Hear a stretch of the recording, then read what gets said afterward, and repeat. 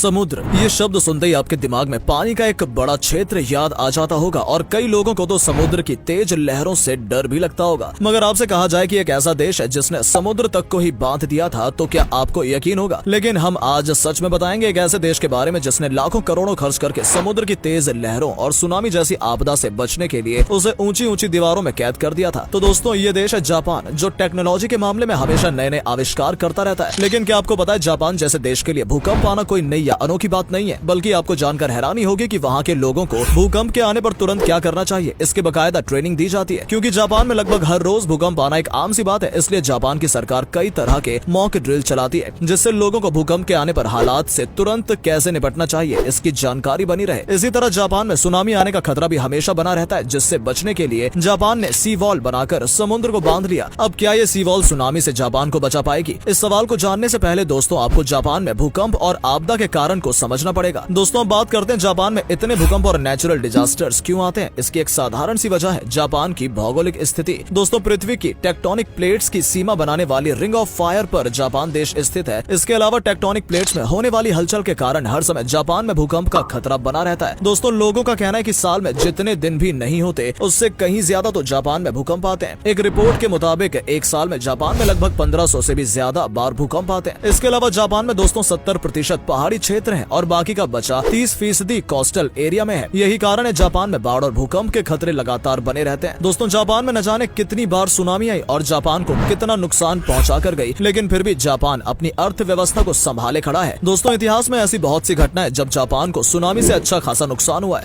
दोस्तों, जापान में लगभग पिछले 1300 सालों में करीब 143 बार सुनामी आई है। मगर दोस्तों, 1947 में आई सुनामी इतनी भयंकर थी कि उस समय समुद्री लहरें 90 मीटर ऊंची उठी थी। लेकिन इस सुनामी का इतिहास के पन्नों में कोई जिक्र नहीं है। दोस्तों, अगर बात करें 2000 से लेकर 2023 तक, तो जापान में करीब 5 बार छोटी बड़ी सुनामी आई है। मगर 11 मार्च 2011 की सुनामी तो आपको याद ही होगी। ये सुनामी इतनी भयंकर थी कि इसने पूरे जापान में उथल पुथल मचा दी थी। दोस्तों, 11 मार्च साल 2011 का दिन जापान के लिए अभूतपूर्व दुर्घटना वाला दिन माना जाता है, क्योंकि इस दिन 9 रेक्टियर मात्रा का भूकंप उत्तर पूर्वी जापान के तट पर 6 मिनट आया, जिससे निकली सुनामी ने हजारों लोगों की जान ले ली। ये भूकंप इतना भयानक था कि लोग ढंग से खड़े भी नहीं हो पा रहे थे। दोस्तों, इस हादसे से आज भी जापान सही ढंग से उबर नहीं पाया है। दोस्तों, इस भूकंप के कारण पूरे प्रशांत तटीय क्षेत्रों के करीब 20 देशों में सुनामी की चेतावनी जारी की गई थी। जापान के भी तटीय इलाकों को खाली कराया गया, लेकिन ऐसी महाविनाशक सुनामी की किसी को उम्मीद नहीं थी। भूकंप के कारण 6 से 10 मीटर ऊंची सुनामी लहर पैदा हुई, जिन्होंने जापान के तटीय इलाकों में बड़े पैमाने पर कहर ढाते हुए तट से 10 किलोमीटर अंदर तक आकर तबाही मचा दी। दोस्तों, ये सुनामी इतनी जल्दी कहर ढाएगी इसका किसी को पता भी नहीं था। लोग सही ढंग से सुरक्षित स्थान पर भाग भी नहीं पाए, जिसके कारण इस हादसे में 18,000 लोगों की जानें गई थी। दोस्तों, भूकंप और उसके बाद सुनामी ने जापान को तहस नहस कर दिया। सड़कों और रेलवे को तो भारी नुकसान हुआ ही, कई जगह आग लगने की घटना के साथ एक बांध के ढहने की भी खबर आई, जो जापान के लिए चिंता और बढ़ा रही थी। दोस्तों, कहते हैं पूर्वोत्तर जापान में लगभग 44 लाख घरों की बिजली ठप हो गई थी और 14 लाख घरों में पेयजल आपूर्ति ठप हो गई थी। चारों तरफ पानी ही पानी था और लाचार लोग जो समय रहते अपने को बचा ना पाए। दोस्तों, इस हादसे में लोगों की जान जाने के अलावा सबसे बड़ा और खतरनाक नुकसान ये हुआ था कि परमाणु बिजली संयंत्रों से रेडियोधर्मी विकिरण का खतरा पैदा हो गया था। इसकी वजह से इनके आसपास के इलाकों को खाली कराया गया और उन क्षेत्रों में आपातकाल लगा दिया गया। जापान खुद को संभाल ही पाता। इससे पहले दोस्तों, फुकुशिमा परमाणु संयंत्र में भूकंप के 24 घंटे बाद एक विस्फोट हुआ और संयंत्र के बाहरी कंक्रीट ढांचे को भारी नुकसान हुआ। विस्फोट के कारण लगातार रेडिएशन फैलने लगा। यह सब परमाणु संयंत्र में समुद्री नमकीनी पानी घुसने के कारण हुआ था, जो लोगों को काफी परेशान कर रहा था। दोस्तों, बताया जाता है कि इस हादसे के कारण जापान को लगभग 25 ट्रिलियन येन का नुकसान हुआ था। जापान ने खुद को फिर से बसाने के लिए 31.3 ट्रिलियन येन खर्च किए और आपको जानकर हैरानी होगी कि यह राशि मिस्र की अर्थव्यवस्था के बराबर है। मीडिया रिपोर्ट्स के मुताबिक अगले 5 साल में जापान 16 ट्रिलियन येन और ज्यादा खर्च करने वाला है। यूं तो दोस्तों, जापान अर्थव्यवस्था के मामले में काफी कुछ उभर गया है, जो बेमिसाल है। लेकिन दोस्तों, जिन लोगों ने अपनों को खोया है, उनके जख्म अभी तक नहीं भरे हैं। लेकिन दोस्तों, जापान ने खुद को सुनामी जैसी आपदा से बचाने के लिए एक बहुत ही अनोखा तरीका अपनाया है। यह तरीका है समुद्र को पैक कर देने का। जी हाँ दोस्तों, जापान ने अपने समुद्र को बड़ी दीवारों से पैक कर दिया है ताकि सुनामी की लहरों से बचा जा सके। अब कहा जा सकता है कि जिस समुद्र ने जापान को कभी न भूलने वाला दर्द दिया, जापान ने उसी समुद्र को दीवारों से बांध दिया है। जापान ने नॉर्थ ईस्ट कोस्ट पर 41 फुट ऊंची दीवार खड़ी कर दी है। आपको बता दें कि यह सी वॉल कोई आजकल का बनाया हुआ तरीका नहीं है। साल 1996 और 1933 में सुनामी ने जापान के गांव तारू पे हमला किया था।